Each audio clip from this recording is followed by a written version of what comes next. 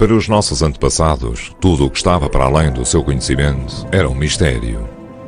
Tudo o que afetasse sobremaneira as suas vidas e que não pudesse ser explicado era literalmente um ato divino. As coisas que podiam ser vistas e sentidas, mas que aparentemente desafiavam as leis da natureza, eram consideradas milagres, exemplos da intervenção divina. Eram provas do poder sobrenatural de Deus. Para os antigos celtas, o mundo natural estava repleto de milagres. Até para os poderosos romanos, os fenómenos naturais possuíam um significado sobrenatural. E os gregos acreditavam que havia um Deus que falava milagrosamente através das profecias em Delfos.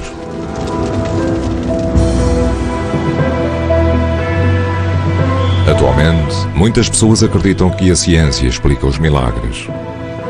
No entanto, judeus, hindus, budistas e muçulmanos, todos partilham a crença em milagres. É neles que assenta o cristianismo.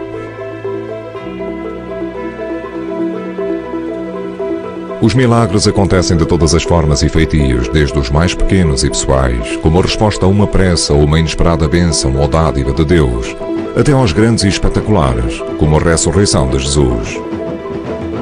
Está na altura de descodificar as características de um milagre.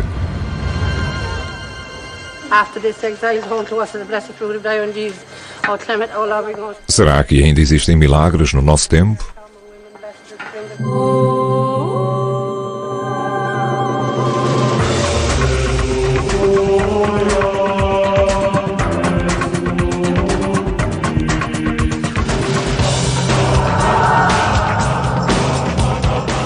Decifrando o cristianismo. Milagres.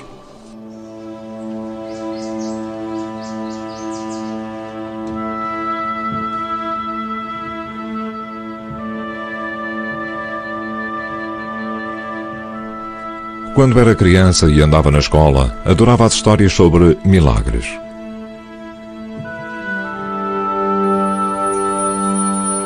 Ficava entusiasmado com a ideia de Deus a salvar o seu povo do dilúvio. Moisés a receber os 10 mandamentos no Monte Sinai e Jesus a alimentar 5.000 pessoas. Estes relatos tinham o mesmo fascínio que os contos de fadas, onde o impossível se torna realidade.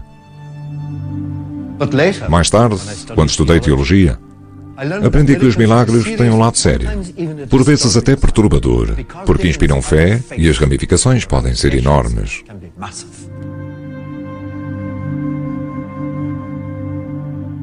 Os primeiros milagres de Jesus levaram os crentes a um culto inexperiente. Mais tarde, os milagres viriam a constituir a base de uma grande religião.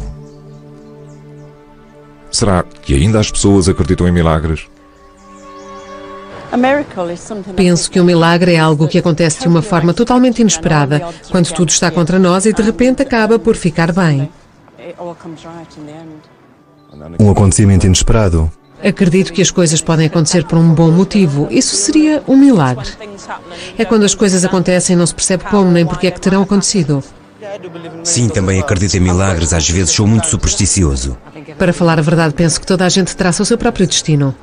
Acredito que existem milagres. Acredito piamente que há algo mais no céu e na terra do que aquilo que conhecemos. É nisso que acredito. Alucinação, ilusão ou ato divino? Como é que as igrejas cristãs definem um milagre? É muito importante frisar desde já que é Deus quem realiza os milagres. As igrejas sempre definiram um milagre como um opus sensibili, algo que se pode de facto testar e confirmar que aconteceu. Mas para que se trate de um milagre, tem de ser uma espécie de acontecimento fora dos padrões normais da ordem da natureza.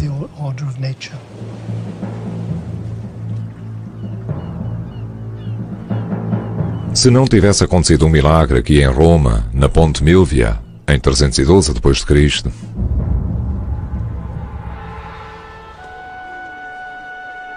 tudo isto poderia nunca ter acontecido.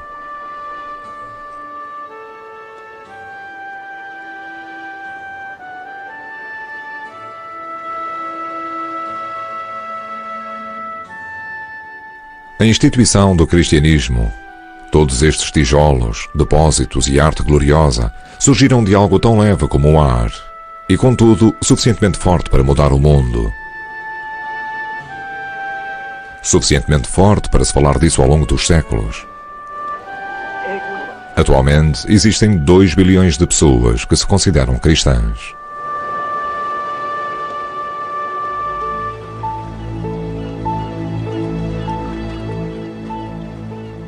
Todavia, no século IV d.C., o cristianismo necessitava de um milagre. Este aconteceu aqui em Roma, em Ponte Milvia.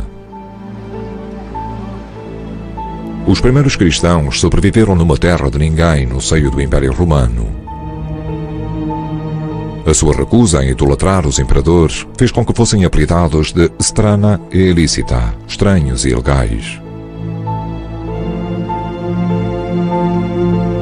Como membros de um culto ilegal e clandestino, os cristãos foram perseguidos, torturados, crucificados e lançados às feras para a diversão da multidão presente no Coliseu de Roma. Seria necessário algo grandioso, como um ato divino, para os ajudar a sair da sua existência obscura. Naquela altura, o Império Romano estava em tumulto. Havia 2 imperadores rivais. Maxêncio, que tinha como base principal a cidade de Roma, e Constantino, que tinha mais poderes nas regiões mais distantes do Império. Constantino estava a tentar assumir o controle da cidade de Roma, e bem assim, de todo o Império ao Ocidente. Numa altura destas, esperava-se que os seus inimigos tivessem mantido as suas posições estratégicas, uma situação favorável antes da batalha, mais soldados e por aí adiante. Maxêncio decidiu tomar posição em frente à Ponte Milvia, que se estende sobre o rio Tibre. Defendê-la era crucial se quisesse manter o seu rival afastado de Roma. No dia anterior à batalha, Constantino debateu-se sobre quais os 100 ou mais deuses a quem deveria rezar para sair vitorioso. Ocorreu-lhe que rezar a muitos deuses não lhe garantiria sucesso na batalha.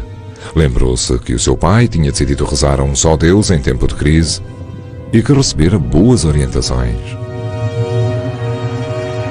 É provável que se tenha tratado do Deus Supremo do Sol, Hélios.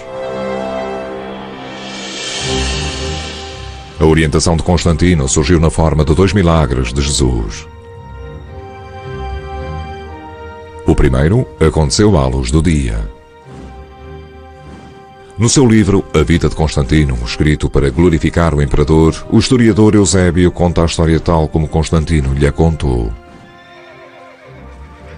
Ao meio-dia vi uma cruz iluminada nos céus.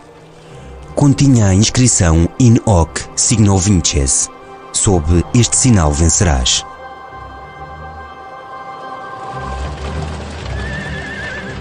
Eusébio também registra que não apenas Constantino, mas todo o seu exército tiveram a miraculosa visão a pairar mesmo por cima do sol. Mas o que significava aquela visão? Naquela altura, as pessoas acreditavam que os sonhos e as visões eram formas muito fortes de revelar a derradeira realidade. Naquela noite, enquanto dormia, Constantino viveu o segundo milagre. Jesus apareceu-lhe em sonho e ordenou-lhe que incorporasse o sinal milagroso que vira nos céus num estandarte e o levasse para a batalha. Não se tratava de uma cruz, como as que se conhece hoje em dia. Designada por Chi-Rho, o símbolo forma uma cruz em forma de X a partir de 2 letras do alfabeto grego. X ou Chi intersetada por um P de Rho. Estas 2 letras indicam o título Cristo ou um escolhido pela intervenção divina. A 28 de outubro de 312 d.C., Constantino e Maxêncio encontraram-se para a derradeira batalha. O prémio era o próprio Império Romano. A batalha teve lugar aqui, na Ponte Milvia.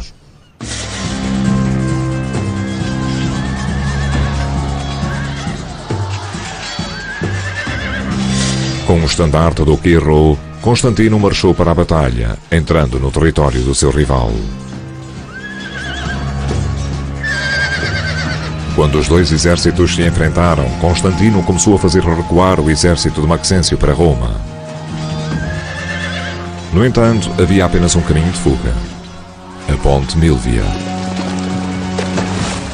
Rapidamente, a ponte desmoronou-se e os homens de Maxêncio, encurralados na margem norte do Tibre, foram mortos ou feitos prisioneiros. Maxêncio encontrava-se entre os mortos, tendo-se afogado no rio enquanto tentava nadar de um lado para o outro, numa tentativa desesperada de escapar.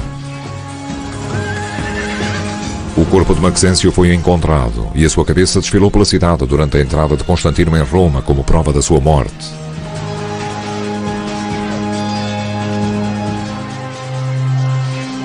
Sob o Quirro, Constantino derrotou Maxêncio e foi coroado imperador.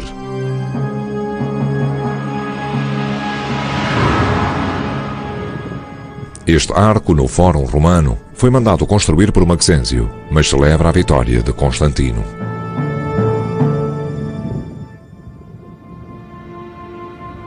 Ao vencedor pertencem os despojos.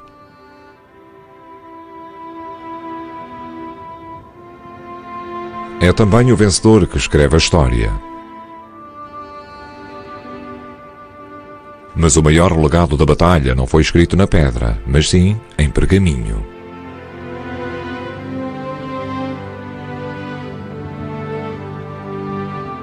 Em 313 d.C., em ação de graças pela sua vitória, Constantino publicou o Édito de Milão, reconhecendo o cristianismo como uma religião aceitável.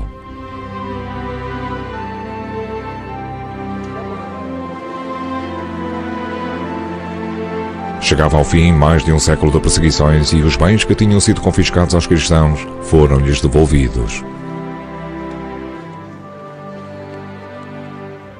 No entanto, outras coisas mais estavam para acontecer. Aquela visão e o resultado da batalha teriam sido um milagre? É uma boa questão e difícil de responder, mas talvez mais importante do que isso terá sido o facto de Constantino ter interpretado como milagre. Ele acreditava que o Deus dos cristãos se lhe tinha revelado como seu protetor. Como tal, sentiu-se ligado ao Deus cristão e sentiu-se na obrigação de retribuir a proteção que lhe tinha dado.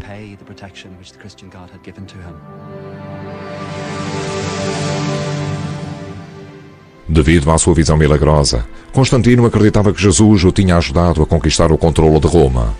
Consequentemente, o culto clandestino do cristianismo estava em vias de se tornar a religião oficial do Império, um grande ponto de viragem na história que poderia nunca ter sucedido sem um milagre.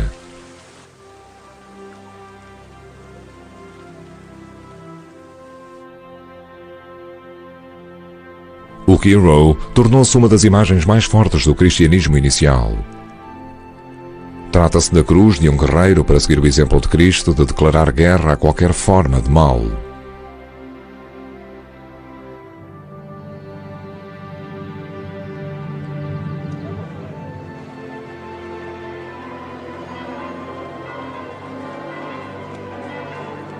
O milagre de Constantino pode ter levado o cristianismo para o Império Romano. Mas uns 300 anos antes, outro milagre tinha feito com que o cristianismo se tornasse um grande milagre que está no centro da fé cristã.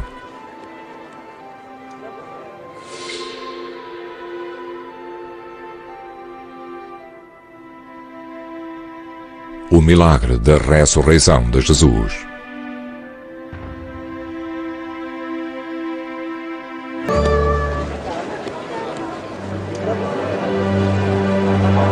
À medida que a luz fica mais forte, um anjo desce dos céus para retirar o véu negro à Virgem Maria, que simboliza a sua dor pela morte de Jesus.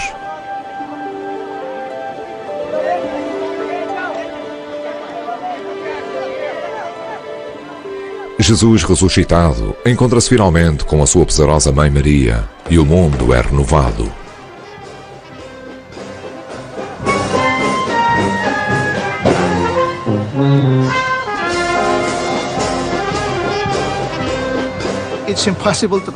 Penso que é impossível conceber o cristianismo sem a ressurreição. Tal como dizia São Paulo, tudo o que fazemos é significante sem a ressurreição de Jesus. Porque, para nós, não se trata apenas de uma nova vida, mas sim de uma vida que nos aguarda no além. É a vida eterna.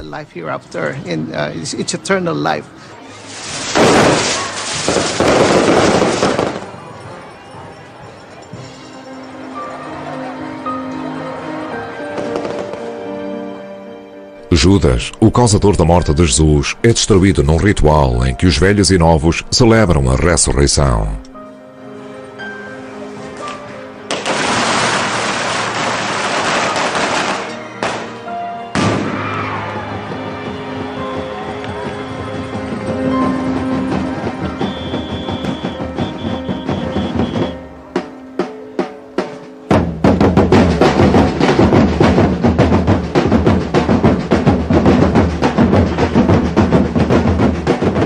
A festa do dia de Páscoa aqui em Santo Tomás é conhecida como Salubong, que significa reunião ou encontro no idioma filipino.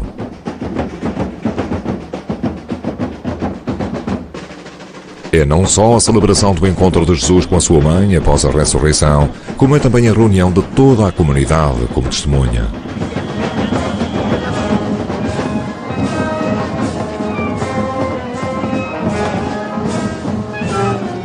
De acordo com os Evangelhos, Jesus ressuscitado foi visto por centenas de pessoas no período de 40 dias após a ressurreição.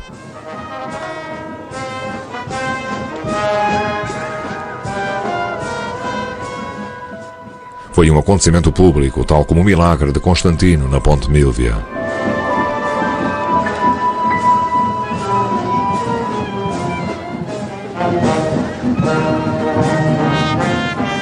Os milagres públicos continuariam a ser uma característica da história do cristianismo. Os milagres realizados por Jesus foram, na realidade, milagres realizados por Deus, que agiu através de Jesus.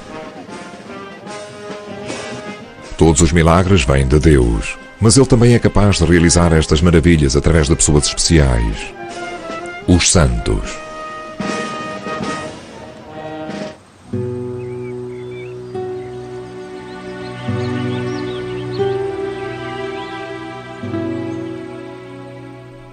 A Basílica de Assis, dominando sobre as planícies da zona rural da Úmbria, foi construída em honra de um dos maiores santos do cristianismo.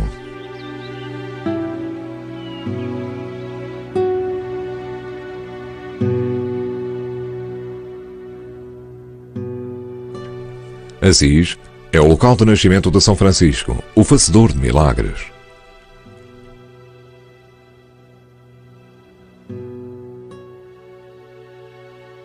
O irmão Michael dedicou a sua vida a seguir as pisadas deste santo do século XII, que era conhecido como Alter Christus, outro Cristo. O irmão Michael pode ajudar-nos a descodificar alguns dos milagres de Francisco que decoram as paredes da Basílica.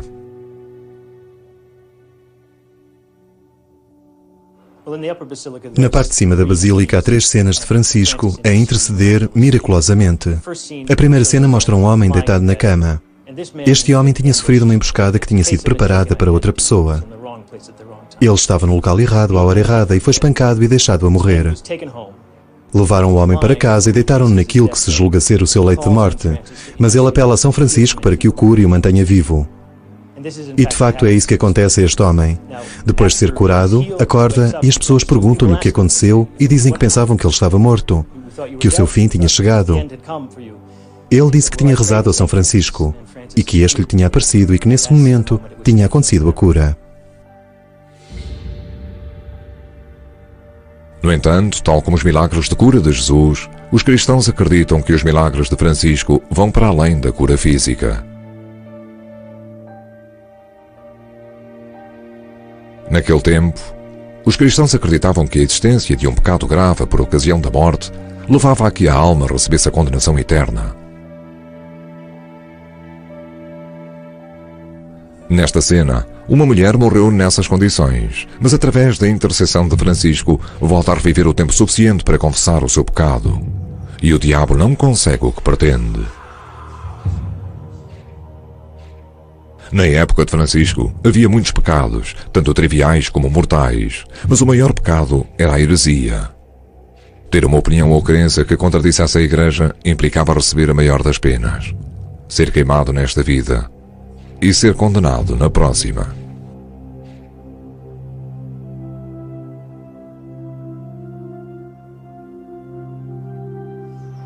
Na terceira cena de Francisco, a interceder miraculosamente, vemos no lado inferior direito um homem a sair da prisão. E vemos o bispo ajoelhar-se a rezar e a dar graças. Do lado superior esquerdo vemos Francisco a parar como se estivesse a rezar naquele local, a pedir para que aquele homem fosse libertado. O homem tinha sido preso por heresia. Estava na prisão e rezou para que Francisco intercedesse. E Francisco intercedeu.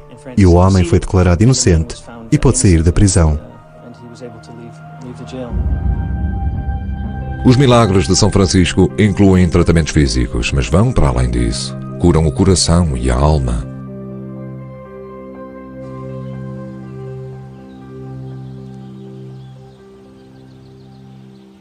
São Francisco revolucionou a espiritualidade da Igreja Cristã do século XIII, ao pregar que a experiência pessoal de Jesus não era apenas para imperadores ou místicos, mas sim para toda a gente. Para ele, a fé não era apenas um exercício intelectual, tinha de ser sentida e experimentada a nível emocional. Poderia um tipo particular de milagre fazer com que isso acontecesse? São Francisco está no centro de um milagre que ainda é celebrado atualmente em todo o mundo cristão. A maioria dos cristãos sabe que a celebração do Natal e o presépio do Natal celebram o nascimento de Jesus. O que não é tão conhecido é que também celebram um milagre. Aqui em Greccio, em 1223, São Francisco queria que os habitantes sentissem um amor por Jesus como o que ele sentia. Por isso decidiu dar vida à história do Natal.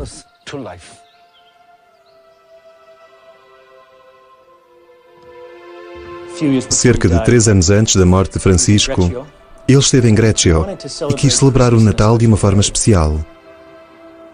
Por isso, construiu um cenário com uma manjedoura sob o altar. Ele levou uma vaca e um burro e espalhou feno por baixo. Tomás de Celano, um monge escrivão daquela altura, registou aquilo que um dos habitantes locais, João de Greccio, viu naquele Natal. Vimos o frade Francisco carregar uma imagem de Jesus nos seus braços, a embalá-lo como a uma criança. Ao fazê-lo, o bebê que tinha nos seus braços tornou-se real, tal como as nossas crianças, e percebemos que estávamos a assistir a um milagre. O que Francisco realmente queria fazer aqui era centrar-se no facto de Cristo ter vindo ao mundo, o Cristo humano. Durante muitos séculos deu-se ênfase ao Cristo divino e Francisco centrava-se na pessoa de Cristo vindo ao mundo. Portanto, se é ou não verdadeiro o testemunho de João de Greccio ter visto Francisco com uma criança ao colo, é difícil saber. Mas o verdadeiro milagre aqui é Francisco conseguir mudar o coração e espírito das pessoas, para que reconhecessem que de facto Deus é divino, mas que veio ao mundo humano para estar conosco, por amor a nós.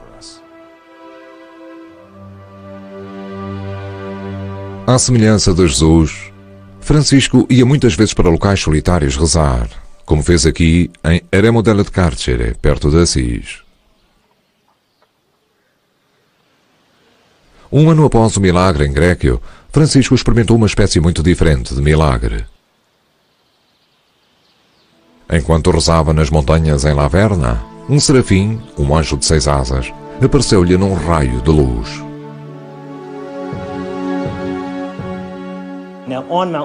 No Monte Laverna aconteceu algo. Ele teve um encontro com Deus. Era o único ali. Mas houve uma referência ao aparecimento do serafim de 6 asas, que era o Cristo crucificado, envolvido em asas.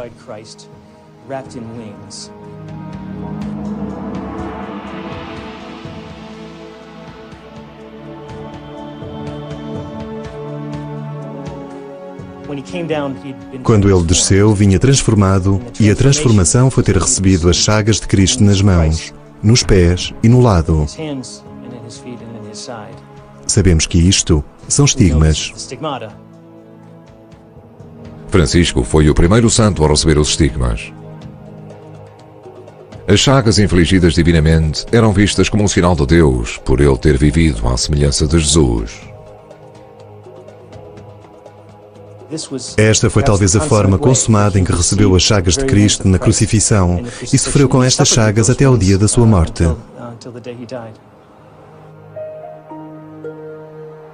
Os estigmas de Francisco não foram uma intervenção divina pública, como a visão de Constantino na Ponte Mílvia ou um milagre de Grécio. Nem sequer foi um milagre puramente pessoal ou privado. Os estigmas foram vistos como a marca do céu numa pessoa de extraordinária santidade.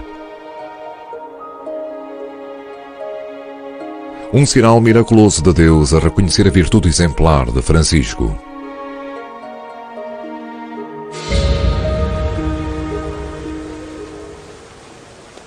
Os milagres abundam nas histórias dos santos, e muitos deles desafiam a fé até dos cristãos mais devotos.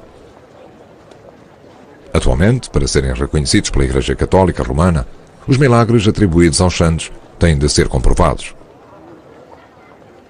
O bispo Daniel Mullins pode ajudar-me a descodificar a definição de milagre por parte das igrejas.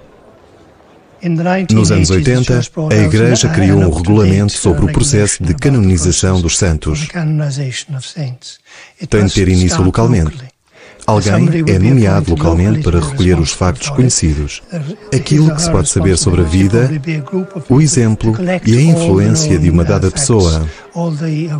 Depois, quando estiver completado todo esse trabalho, as informações são enviadas para Roma, para a Congregação para a Causa dos Santos.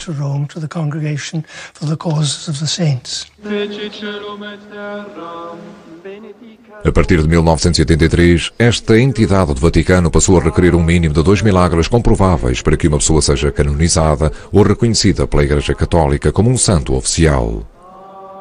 Os milagres têm de pertencer a uma de 3 variedades específicas: a ressurreição de alguém dos mortos, a cura de uma pessoa dada como incurável, ou a cura instantânea de uma doença que normalmente necessita de um tratamento prolongado.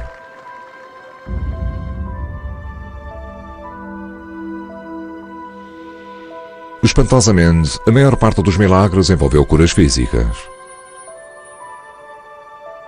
A Bíblia descreve 35 milagres realizados por Jesus, 22 dos quais foram milagres de cura, desde ressuscitar pessoas até a restauração da visão, cura da lepra e fazer com que um paralítico volte a andar.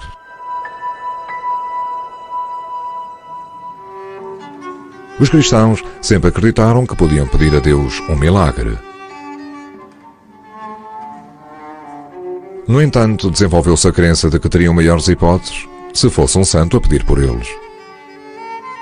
Foi assim que a tradição católica romana de rezar aos santos se desenvolveu na Europa medieval e continua a existir ainda hoje.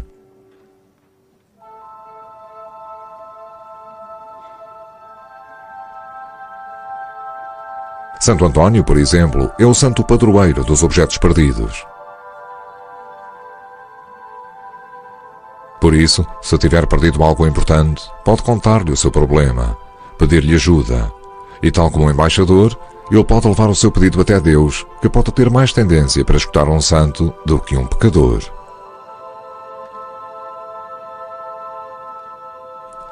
Há a tradição de oferecer ex-votos, lembranças como rosários ou cruzes no relicário de um santo, oferendas que marcam a realização de um favor. Eles confirmam os milhares de cristãos que acreditam que viveram um milagre através da intercessão dos santos. Maria, a miraculosa Virgem Mãe de Jesus, é considerada a mais santa de todos os santos, a que melhor pode interceder em representação do crente. Os santos, especialmente a Maria Santíssima, são venerados tanto na Igreja Católica como na Ortodoxa.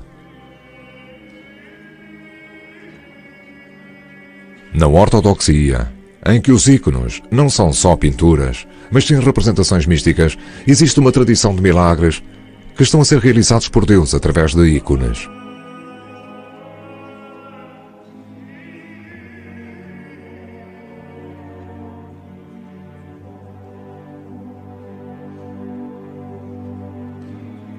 Os católicos, na realidade, não fazem o culto dos santos. Honram-nos e veneram-nos. Todavia, o protestantismo faz pouco ou nenhuma diferença entre a veneração e o culto. Para os protestantes, os cultos que se desenvolveram em torno dos santos e da Virgem Maria eram e ainda são uma heresia.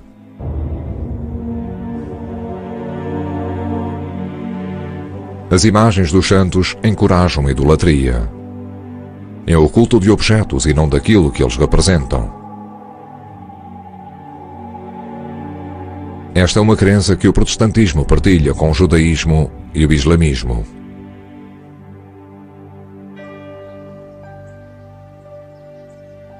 Para os protestantes, o culto dos santos e da Virgem afasta-se de Jesus e da palavra da Bíblia. E no início do século XVI, os protestantes não toleravam imagens nem o seu culto na igreja. Mas isso não impedia que os protestantes acreditassem em milagres. A cura miraculosa não estava associada aos santos, mas era vista antes como um sinal da presença do Espírito Santo.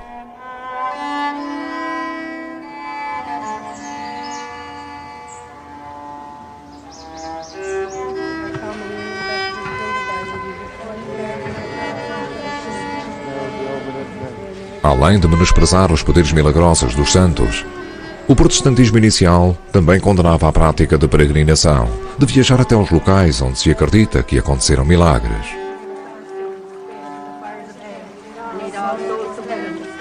Para os protestantes, Deus estava em toda a parte.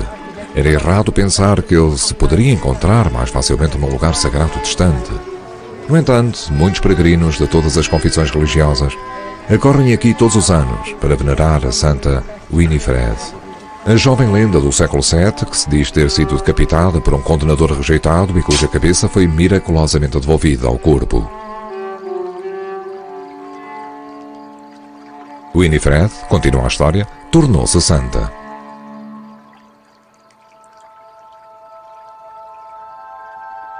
No local em que a sua cabeça tombou, apareceu miraculosamente uma fonte.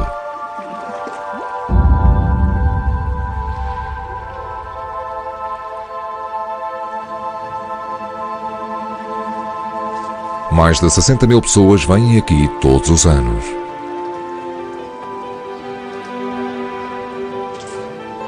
É um dos locais de peregrinação mais antigos da Europa, e as pessoas há 1400 anos que aqui vêm na esperança de uma cura milagrosa com o poder das suas águas.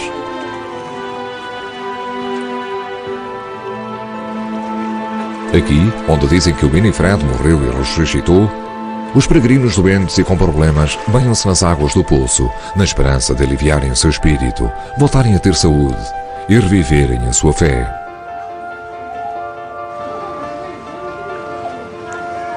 Eles recitam orações rituais e realizam atos rituais solicitando a intercessão da Santa. Em 1996, Lolita Legge foi de Londres ao poço da Santa Winifred porque, em termos médicos, não tinha mais a que recorrer. Eu tinha uma inflamação na bacia, não conseguia andar bem e estava a agonizar. A dor era agonizante. Não conseguia dobrar-me para me vestir, para calçar as meias, vestir as minhas calças. Tinha de ser ajudada pelo meu marido todas as manhãs e era muito doloroso, porque tenho uma baixa densidade óssea e a minha mãe teve osteoporose. Por isso o médico disse que não havia forma de me curar pela medicação. Só os analgésicos poderiam ajudar-me durante o resto da minha vida.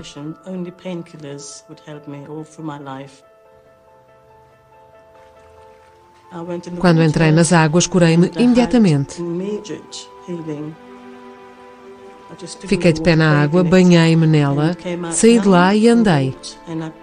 E desde então não tenho dores.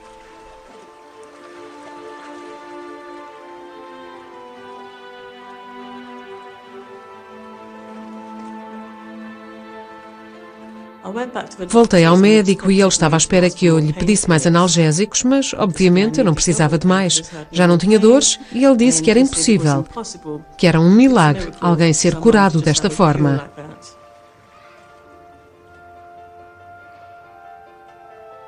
Em toda a volta do local de veneração, há mensagens de agradecimento de pessoas como Lolita que sentem que as suas orações tiveram resposta. Independentemente do que os céticos digam, Lolita acredita que a sua cura milagrosa veio de Jesus. Mas é necessário ser crente para conseguir o milagre? Acredito que qualquer pessoa pode vir aqui e curar-se. Não quer dizer que tenha de ser católico para se curar, nem cristão. Qualquer pessoa de qualquer domínio é bem-vinda aqui. E qualquer pessoa pode ser curada por Cristo.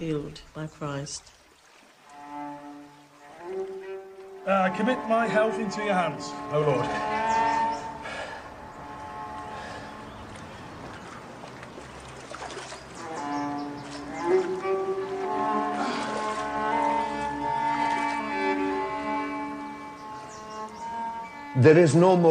Não existe experiência mais pessoal de fé do que acreditar que uma doença foi miraculosamente curada ou que uma oração especial foi atendida, que a intervenção divina melhorou ou até salvou a vida do crente. Mas como se pode conseguir esse milagre?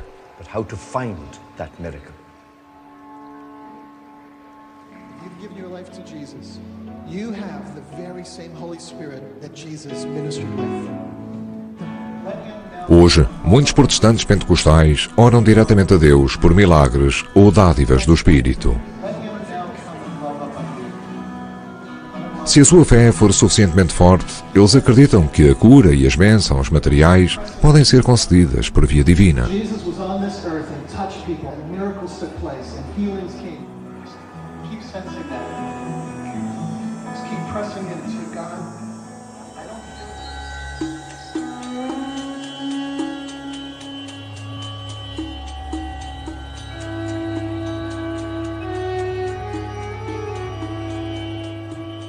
Na Etiópia, o desejo de um milagre, da intervenção divina na vida cotidiana, atrai dezenas de milhares de peregrinos ortodoxos etíopes a este planalto.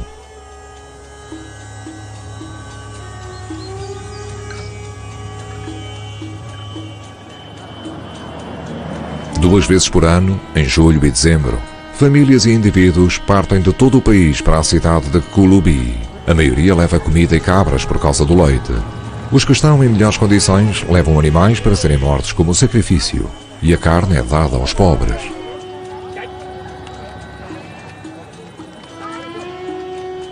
Mas isto é o ponto central para toda a gente. A Igreja de Gabriel, o arcanjo da Anunciação, que levou a boa nova do nascimento miraculoso de Jesus, Filho de Deus, à Virgem Maria.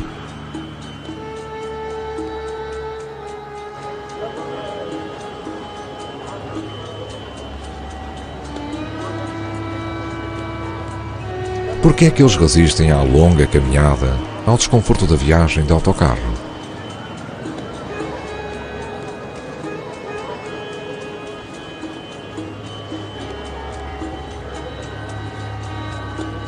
Por que é que se reúnem aqui resistindo ao calor extremo do sol do meio-dia e a dormirem ao relente?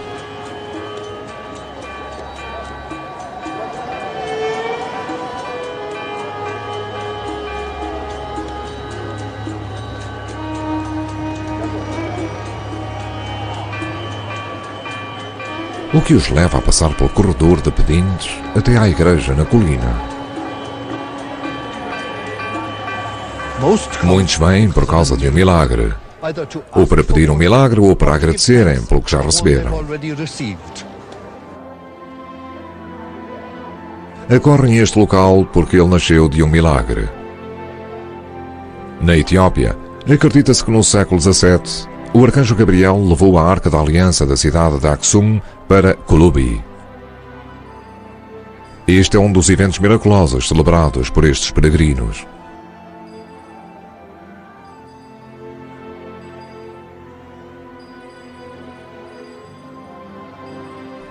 Esta réplica da Arca tem um aspecto diferente da versão retangular mais familiar no Ocidente.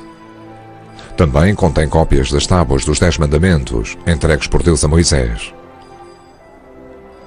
A localização da arca original e o seu conteúdo continuam a ser um mistério.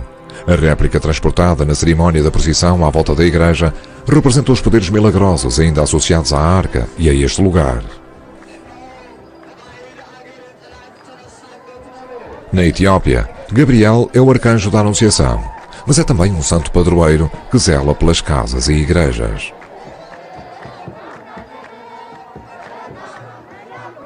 A peregrinação em dezembro celebra o dia em 1873 em que se diz que Gabriel libertou este lugar para que a igreja fosse construída.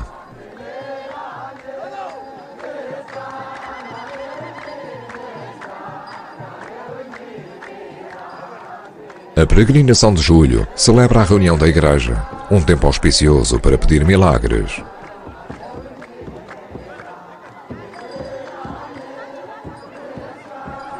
Sua Santidade Abba Calamentos explica a devoção deste povo. O primeiro grupo de peregrinos é composto por aqueles que vêm agradecer e fazer ofertas por favores que conseguiram tal como prometeram.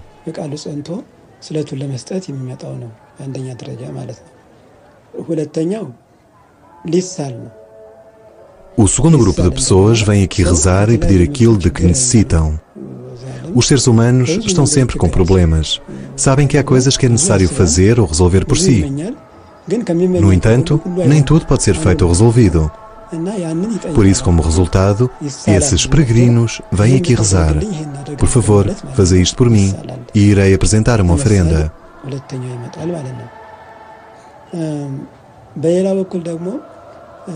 O terceiro grupo de pessoas vem aqui ver o milagre de Deus neste local. As pessoas aprendem muito com os milagres que veem e têm a oportunidade de conhecer e compreender.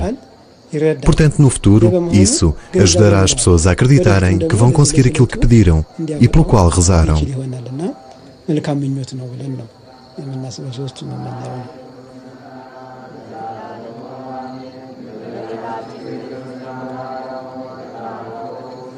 As celebrações continuam durante 3 dias e os peregrinos rezam noite e dia.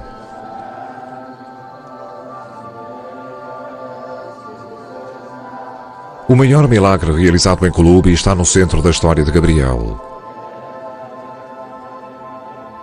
Gabriel, o mensageiro de Deus que anunciou à Virgem Maria que ela iria conceber um filho, Jesus, que os cristãos acreditam ser o Messias e Filho de Deus.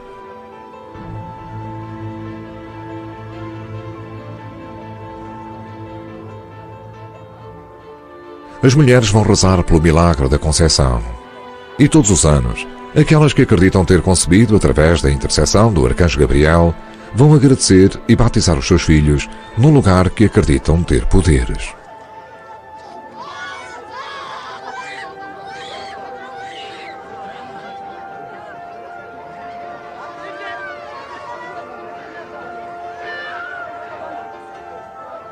Para muitos, mesmo para aqueles que não têm crenças religiosas, o nascimento de uma criança é um milagre.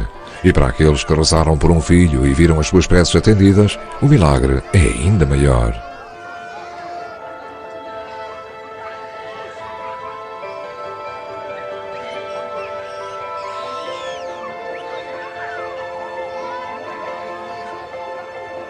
Cerca de 1000 bebés são batizados durante as celebrações e a maioria deles recebe o nome de Gabriel.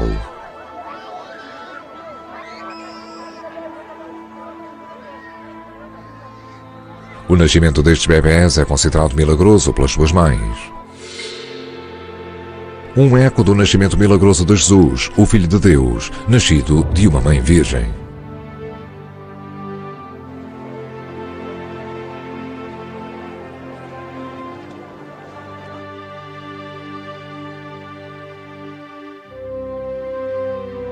Os milagres mais importantes do cristianismo são sobre a vida e a morte, as nossas experiências mais profundas.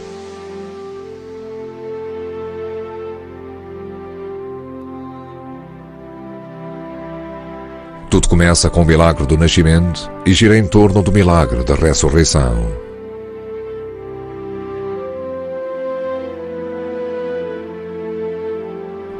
É da ressurreição que São Paulo diz que toda a fé depende.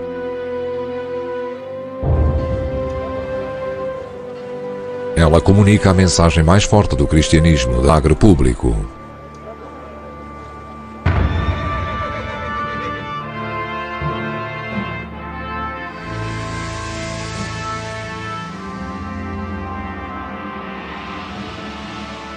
A visão de Constantino do que errou catapultou o cristianismo de religião perseguida para a religião oficial do Império Romano.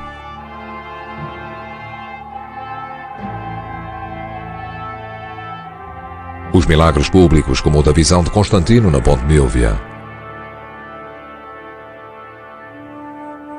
e a junção milagrosa da cabeça de Santa Winifred com o seu corpo, parecem ter desaparecido com o tempo. Os céticos dirão que isso seria de esperar numa época em que os milagres muitas vezes têm uma explicação científica.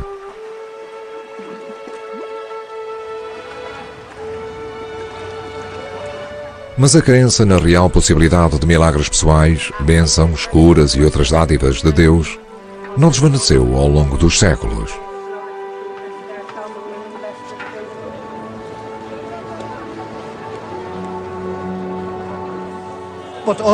Os milagres acabam por não poder ser descodificados. Um milagre, por sua natureza, é algo maravilhoso que não pode ser explicado de forma natural ou racional.